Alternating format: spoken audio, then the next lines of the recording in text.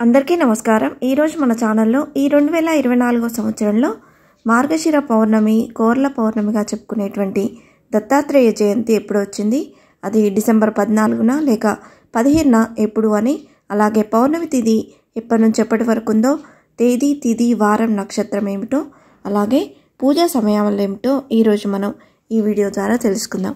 ఎక్కడ స్కిప్ చేయకుండా పూర్తి వీడియో చూస్తారని ఆశిస్తున్నాను।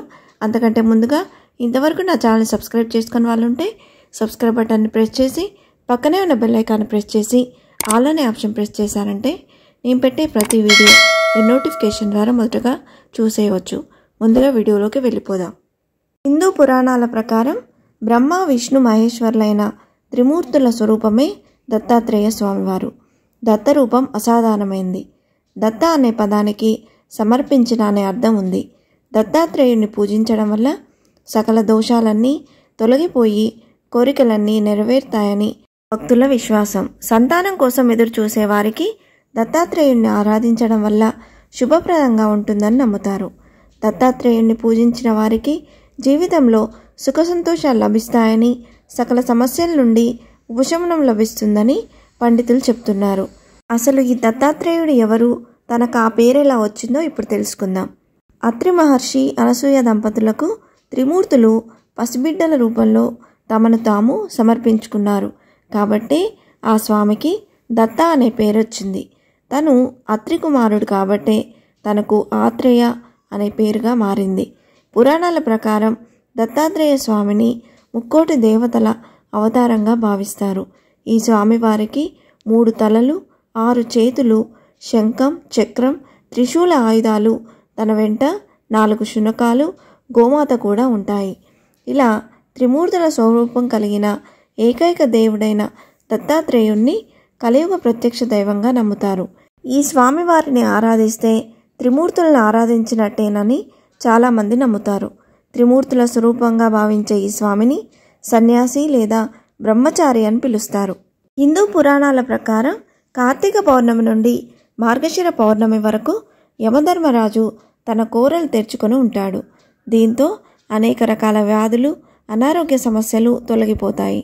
ఈ కోరల పున్నమి యమధర్మరాజుకు ఎంతో ప్రీతికరమైంది।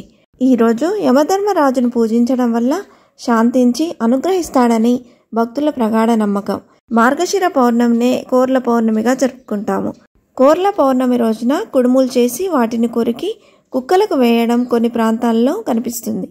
శునకం కాలభైరవుడి వాహనంగా చెప్పబడుతుంది కాబట్టి ఇలా చేయడం వల్ల ఆ స్వామి అనుగ్రహం కూడా లభిస్తుందని పెద్దలు చెప్తున్నారు। ఈ సంవత్సరం దత్త జయంతి ఎప్పుడొచ్చిందో ఇప్పుడు తెలుసుకుందాం। స్వస్తి శ్రీ చాంద్రమానేన శ్రీ క్రోధినామ సంవత్సరం దక్షిణాయనం హేమంత ఋతువు మార్గశిర మాసం శుక్లపక్షం మార్గశిర పౌర్ణమి తిథి డిసెంబర్ 14, 2024 శనివారం మధ్యాహ్నం 4:59 ప్రారంభమై డిసెంబర్ 15 ఆదివారం మధ్యాహ్నం 2:31 ముగుస్తుంది।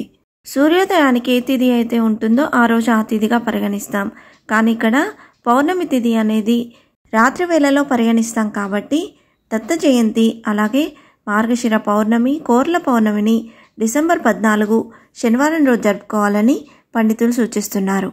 ఈరోజు నక్షత్రం రోహిణి నక్షత్రం తెల్లవారుజామున 4:10 వరకు ఉందండి। దత్తాత్రేయ స్వామి ప్రదోష కాలంలో జన్మించినందున మధ్యాహ్నం వేళల్లో స్వామివారికి ప్రత్యేక పూజలు చేస్తారు। పూజా సమయాలు డిసెంబర్ 14, 2024 శనివారం సాయంత్రం 5:22 నుండి రాత్రి 8:32 లోపు పూజ అనేది చేసుకోవాల్సి ఉంటుందండి।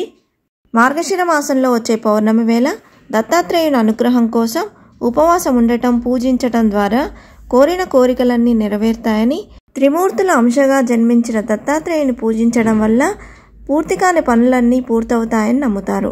మార్గశిర పౌర్ణమి వేళ దత్తాత్రేయుడు గంగా స్నానం చేయడానికి భూలోకానికి వస్తాడని నమ్ముతారు। అందుకే ఈ పవిత్రమైన రోజున గంగమ్మ తీరాన దత్తపాదుకలను కూడా పూజిస్తారు। ఇలా చేయడం వల్ల పూర్వీకుల దోషం నుంచి విముక్తి లభిస్తుందని నమ్మకం। ఈ రోజున దత్తాత్రేయుణ్ణి గురువుగా పూజించడం వల్ల అనేక ప్రయోజనాలు కలుగుతాయంట। ఇంతే ఫ్రెండ్స్, ఈ వీడియో మీకు నచ్చిందని ఆశిస్తున్నాను। ఇలాంటి ఇంట్రెస్టింగ్ వీడియోస్ కోసం please subscribe my channel and press the bell icon. అలాగే లైక్ చేయండి, షేర్ చేయండి. మీకు ఏమైనా సందేహం ఉంటే నా కమెంట్ బాక్స్లో పోస్ట్ చేయండి. Thanks for watching.